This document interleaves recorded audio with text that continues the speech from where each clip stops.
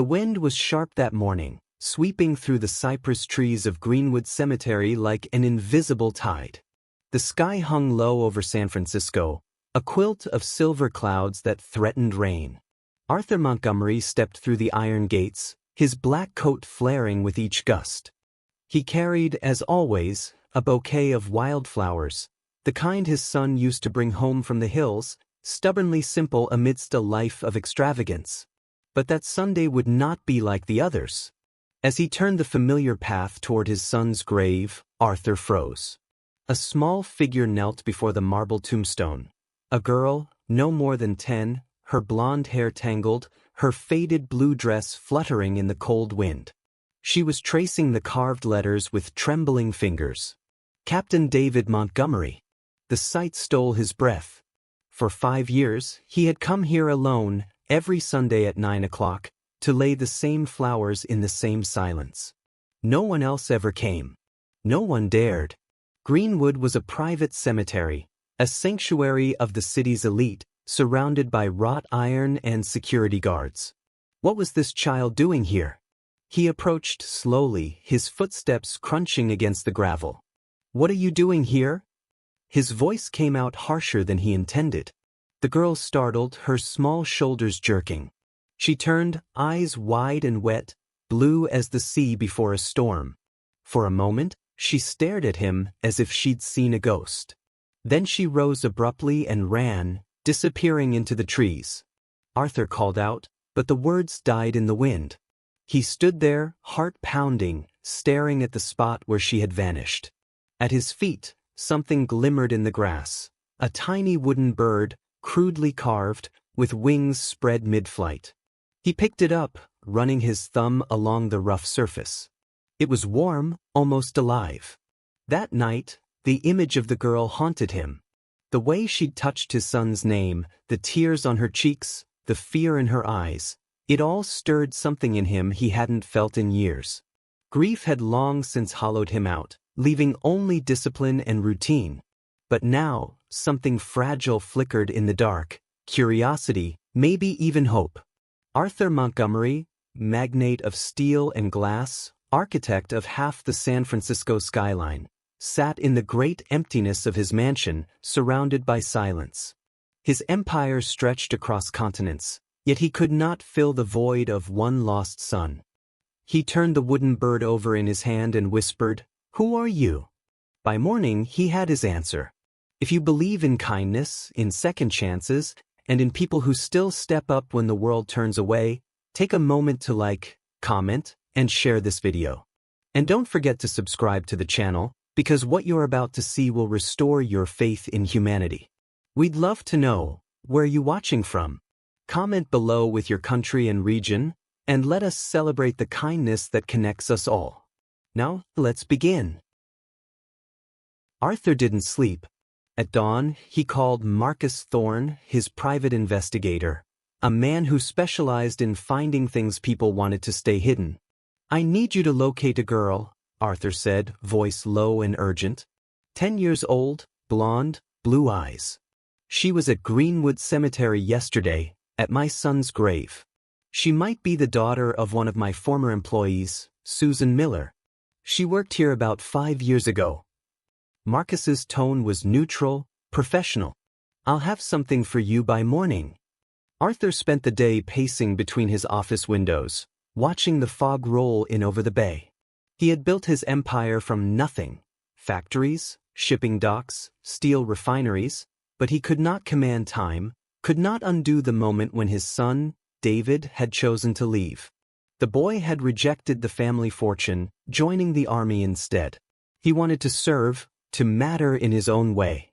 Arthur had never understood that choice, not until the letter came from overseas. David Montgomery had died saving 3 men from a burning vehicle in the desert.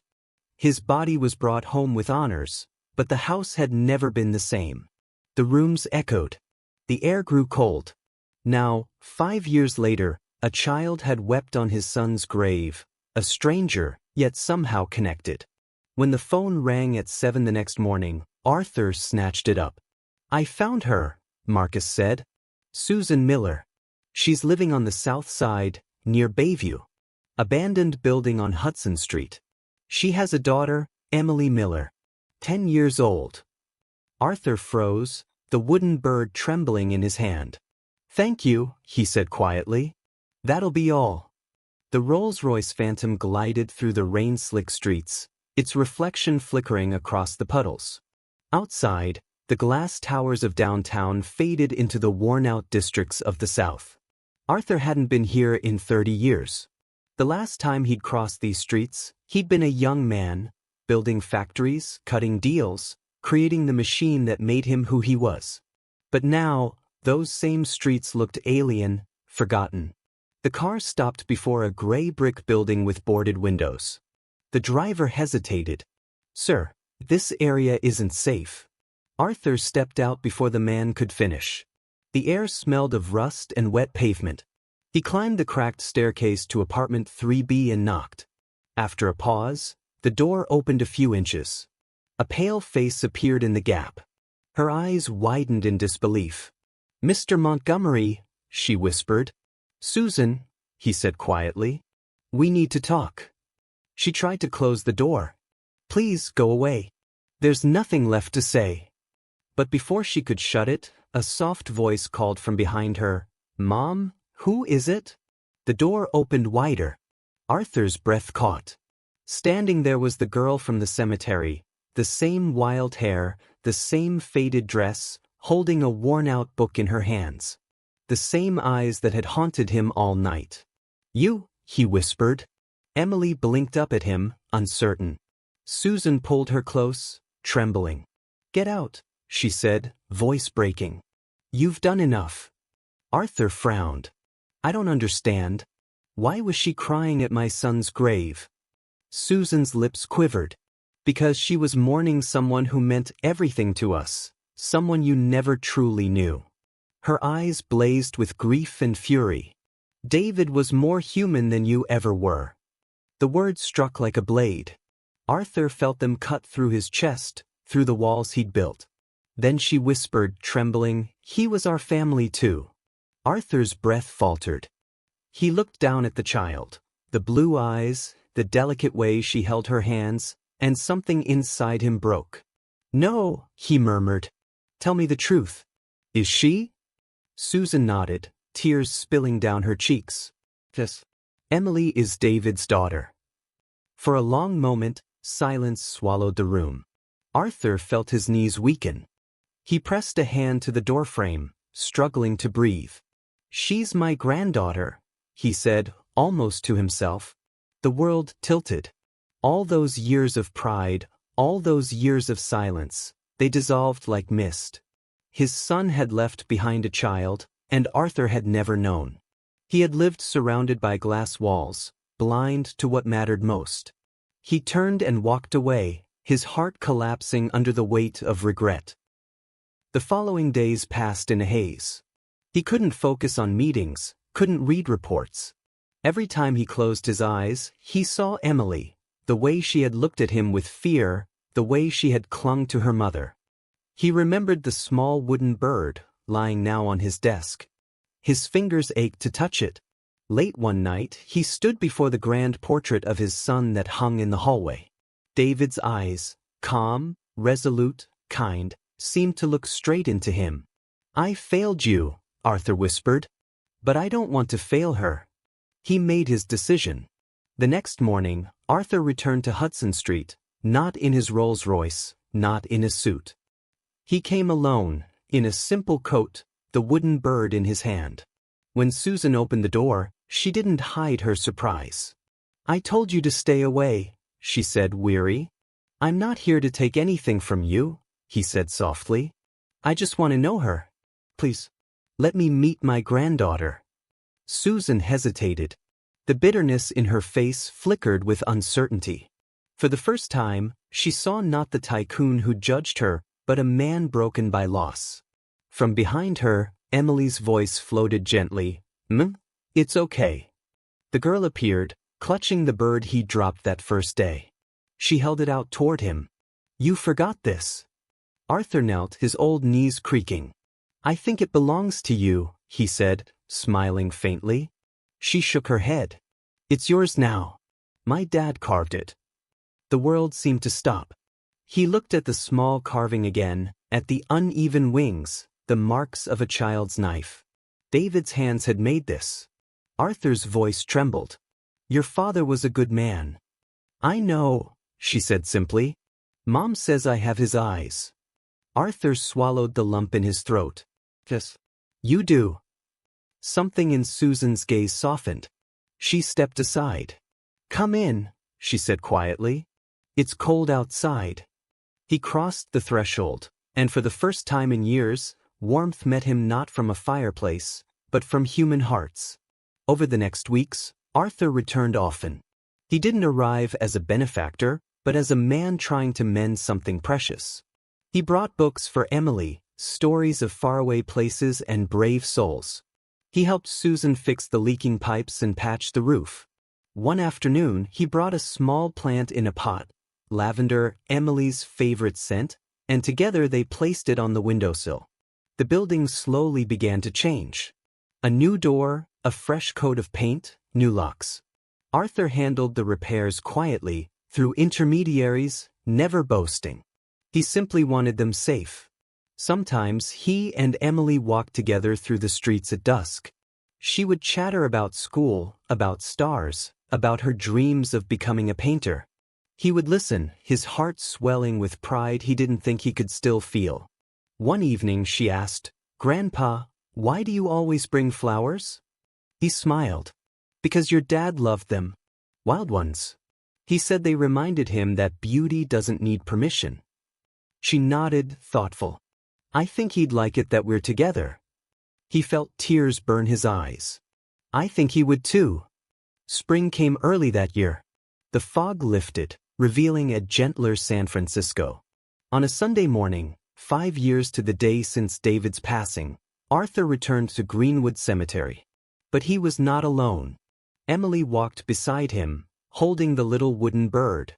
The air smelled of salt and fresh grass. They reached the white marble tomb, and Arthur placed the bouquet of wildflowers at its base. For a long moment, neither spoke. Then Emily knelt and set the bird down beside the flowers.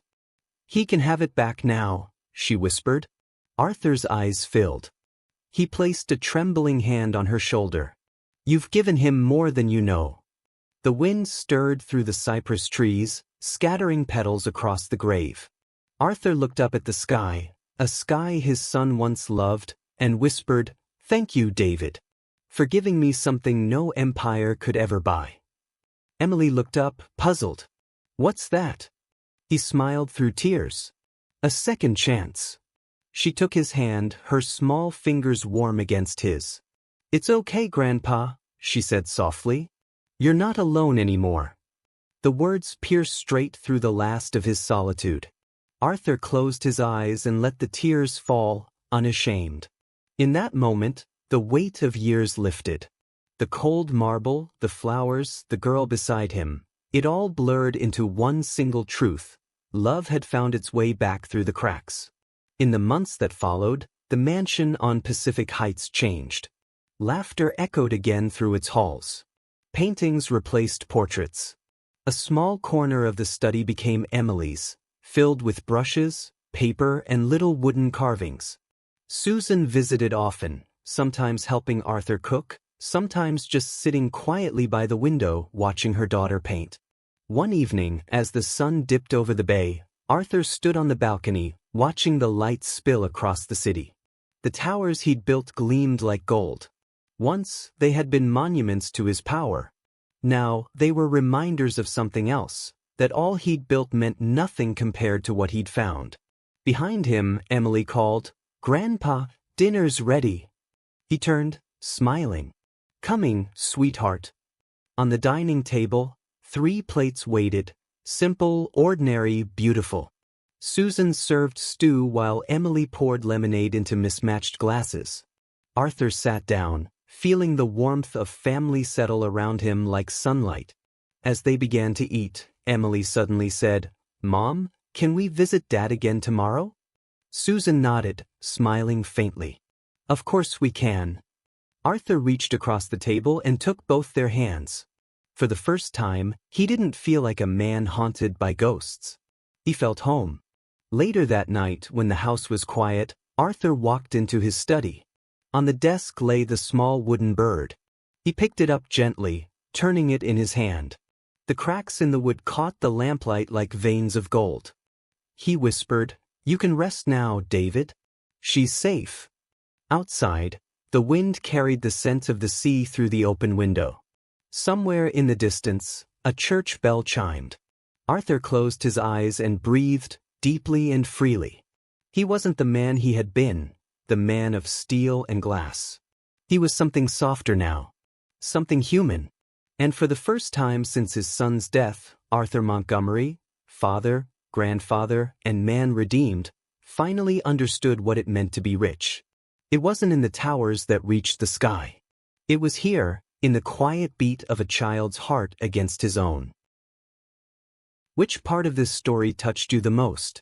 Share your thoughts in the comments below. I'd love to read them. And don't forget to subscribe to the channel and turn on notifications, so you won't miss any of our next emotional stories.